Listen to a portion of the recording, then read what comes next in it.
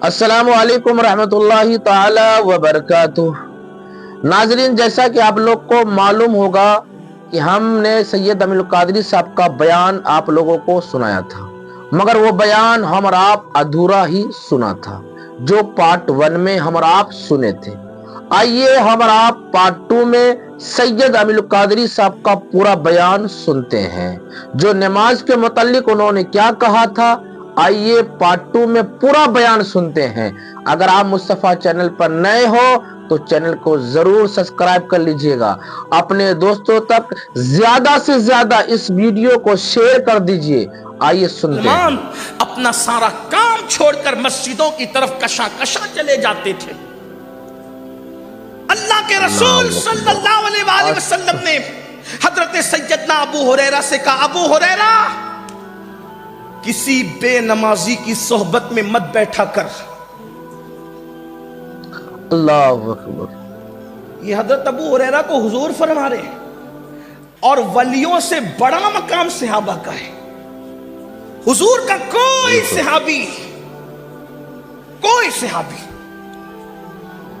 مہاجرین میں سے ہو، انصار میں سے ہو، فتح مکہ کے پہلے کے، فتح مکہ کے بعد کے، حضور کے ہر صحابی کے لیے ہمارا عقیدہ ہے وَكُلًّا وَعَدَ اللَّهُ الْحُسْنَى، اللہ نے ان سب کے ساتھ خیر کا وعدہ کیا۔ حضور کا کوئی صحابی ادنا نہیں، حضور کا ہر صحابی اعلیٰ، کوئی صحابی ہو، اور صحابیت سے بڑھ کر منقبت کا کوئی ٹائٹل ہو نہیں سکتا۔ جس کو صحابی کہہ دیا، مان لیا، اس کا مطلب اس کو ولیوں سے، اقطاب سے، ابدال سے، قلندروں سے سب سے بڑا مان لیا۔ درجہ نبوت کے بعد روئے زمین پر اگر اللہ نے کسی مخلوق کو فضیلت عطا کی ہے تو میرے رسول کے اصحاب کی ذات ہے، اور ان کی شان یہ میرے امام کہتے ہیں، خدا ان کو کس پیار سے دیکھتا ہے، خدا ان کو کس پیار سے دیکھتا ہے جو آنکھیں ہیں محو لقائے محمد، جو آنکھیں ہیں محو جن کی آنکھیں خدا پیار سے دیکھے وہ صحابہ کی آنکھیں ہیں۔ اب میرے آقا انہی اصحاب میں سے سب سے زیادہ کثرت سے روایت کرنے والے سیدنا ابو ہریرہ سے کہتے ہیں، ابو ہریرہ، ہو سکے تو کبھی بے نمازی کے قریب اس کی صحبت میں مت بیٹھنا، اس لیے کہ بے نمازی جہاں ہوتا ہے آسمان سے اس پر لعنت برستی۔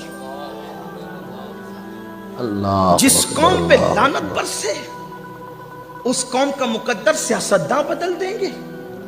جس قوم پہ لعنت برسے ایجوکیشن کی ڈگریاں اس قوم کا مقدر بدل دے گی۔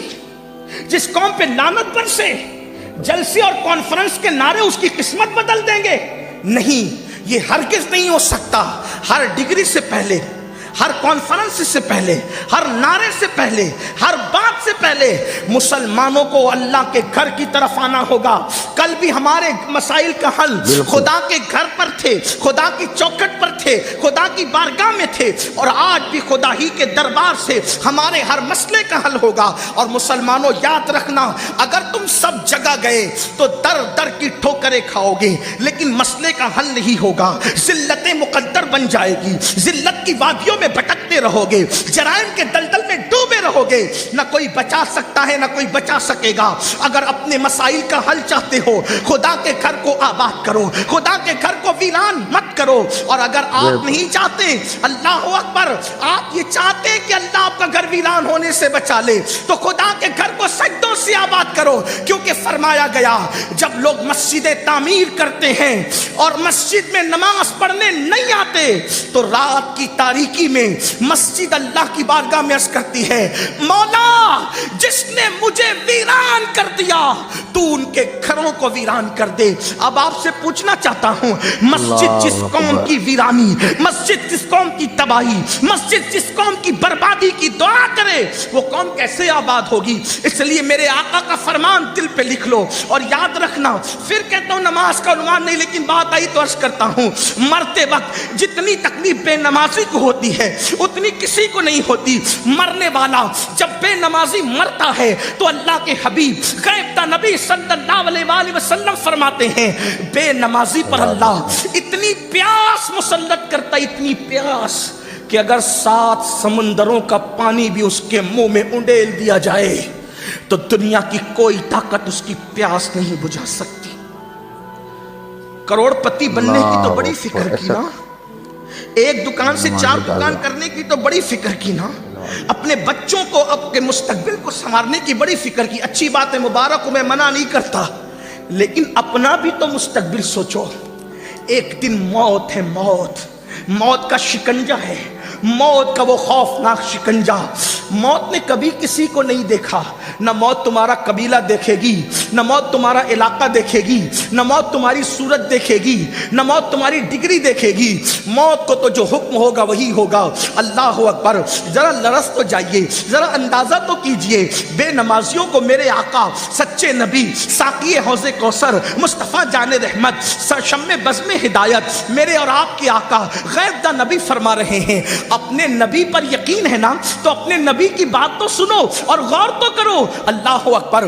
کہ جب بے نمازی کو موت آتی ہے اس پر اتنی پیاس مسلط کر دی جاتی ہے کہ 7 سمندروں کا پانی بھی اس کے منہ میں نچوڑ دیا جائے تو بھی کوئی اس کی پیاس نہیں بجھا سکتا. کہاں 7 سمندروں کے پانی کی پیاس, اور کہاں بہو, کہاں پر داماد, کہاں پر بیٹا تھوڑا تھوڑا چمچے سے پانی انڈیل رہے ہوتے ہیں. جن لوگوں کو تجربہ ہے ان کو معلوم ہے کہ اگر کسی کو پیاس زیادہ لگی ہو اور تھوڑا سا پانی منہ میں ڈالا جائے تو پیاس بجھتی نہیں ہے بلکہ پیاس اور بڑھ جاتی ہے. ہائے کیا تڑپ ہوگی, ہائے اس وقت کی بے چینی کیا ہوگی, اس وقت کی بے قراری کیا ہوگی. ارے ابھی گجرات میں, یو پی میں, بہار میں, مہاراشٹر میں, راجستھان میں جو ہے وہ ڈگری گرمی کا جو ہے وہ تاپمان جو ہے کہیں 47 کہیں 48, لوگ ہائے ہائے کر رہے ہیں, گھر کے باہر نہیں نکل رہے ہیں, لوگ فریج کی ٹھنڈی بوتلیں اپنی حلق میں انڈیل رہے ہیں. لیکن آپ سے پوچھنا چاہتا ہوں, یہ درجے حرارت کے بڑھنے کا علاج ہم نے تو ڈھونڈ لیا, لیکن سکرات کی کیفیت میں بے نمازی پن کی وجہ سے جو پیاس اللہ مسلط کرے گا اس سے بچنے کا کیا کیا. اس وقت تڑپو گے, بے چین ہوگے, پچھتاؤ گے, لیکن وقت نکل چکا ہوگا. اس لیے صرف 10 منٹ کا ٹائم, صرف 10 منٹ, 5 وقت نکالنے سے ہوتا کیا ہے. دوستوں کے ساتھ چائے پینے بیٹھتے ہو تو گھنٹوں چلے جاتے ہیں, واٹس ایپ چیک کرتے ہو تو گھنٹوں چلے جاتے ہیں, فیس بک پر بیٹھتے ہو تو پوری رات گزر جاتی ہے, یوٹیوب پر بیٹھتے ہو تو کئی گھنٹے چلے, ارے سب تو چھوڑو, غیبت کرنے بیٹھتے ہو تو گھنٹوں چلے جاتے ہیں. یہ ایسا وہ ویسا وہ سب ویسے ہیں, تو اپنے آپ کا بھی تو احتساب کرو. قرآن کہتا ہے یا ایھا الذین آمنوا علیکم انفسکم, ایمان والو اپنی فکر کرو. آپ نے پوری دنیا کی فکر مچا رکھی, کبھی اپنے بارے میں بھی سوچا آپ کا ایمان پہ خاتمہ ہوگا بھی یا نہیں؟ خاتمہ ہو رہا ہوگا تو اس وقت پیاس کی شدت کیا ہوگی. فجر میں سوتا پڑا ہے, ظہر میں کاروبار میں لگا ہے, عصر میں بچوں کے ساتھ بیٹھا ہے, مغرب میں دوستوں کے ساتھ لگا دیا, عشاء میں لہو و لعب میں گم ہو کر کے پوری 5 وقت کی نمازوں کو ضائع کر دیا. آؤ آج اس جشن شادی کے موقع پر یہ دل میں عہد کر لو کہ سردی ہو, گرمی, بارش ہو, موسم کوئی ہو, کسی کی میت ہو یا کسی کی شادی ہو, کبھی نماز نہیں چھوٹنے دیں گے, کبھی نماز نہیں چھوٹنے دیں گے. مرتے وقت سب سے زیادہ تکلیف بے نمازی کو ہوتی ہے, اور قبر میں عذاب سب سے زیادہ کسی کو ہوتا ہے تو بے نمازی کو ہوتا ہے سب سے زیادہ عذاب. اور ہمارے اندر طاقت نہیں. ہال کی گرمی سے لوگ اس وقت بے حال ہے, حالانکہ پنکھے چل رہے ہیں, ہوا بھی آ رہی ہے, کچھ علاقہ کھلا بھی ہے. آپ سے پوچھتا ہوں, صرف تھوڑا غور کرو, اتنا لمبا چوڑا حال بنا ہوا ہے, اس گرمی نے ہمیں بے حال کر رکھا ہے.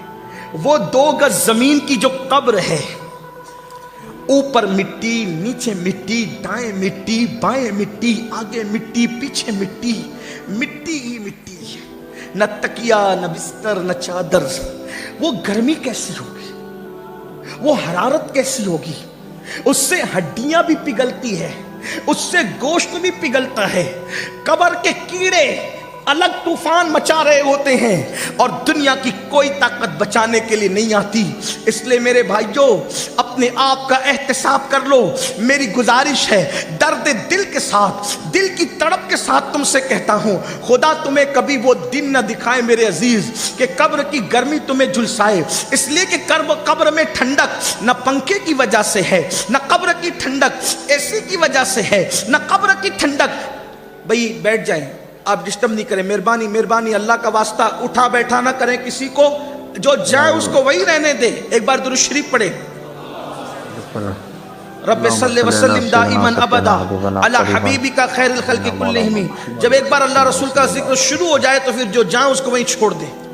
एक बार बुलंद आवाज से आशिकों की तरह दुरूद शरीफ पढ़ लें, रब्बे सल्ले वसल्लिम दाइमन अबदा अला हबीबिका खैरुल खल्क़ि कुल्लिहिम। कब्र की ठंडक एसी की वजह से नहीं, कब्र की ठंडक पंखे की वजह से नहीं, कब्र की ठंडक किस वजह से है? जो लोग दुनिया में रसूलुल्लाह की आंखों को ठंडक पहुंचाते हैं सजदे करके, अल्लाह ने उनकी कब्रों के अंदर ठंडक पहुंचाना है। कब्र उनकी ठंडी होगी जिन्होंने रसूलुल्लाह की आंखों को ठंडक पहुंचाई होगी सजदे करके, और उनकी कब्र अल्लाह अकबर जहन्नम के गढ़ों में से गड़ा होगी। उनकी कब्रों के अंदर जहन्नम की आग भड़क रही होगी जिन्होंने दुनिया में दुकानों पर तो तवज्जो दी, मकानों पर तो तवज्जो दी, कारोबार पर तो तवज्जो दी, लेकिन नमाज के लिए वक्त निकाल कर कभी रसूलुल्लाह की आंखों को ठंडक नहीं पहुंची।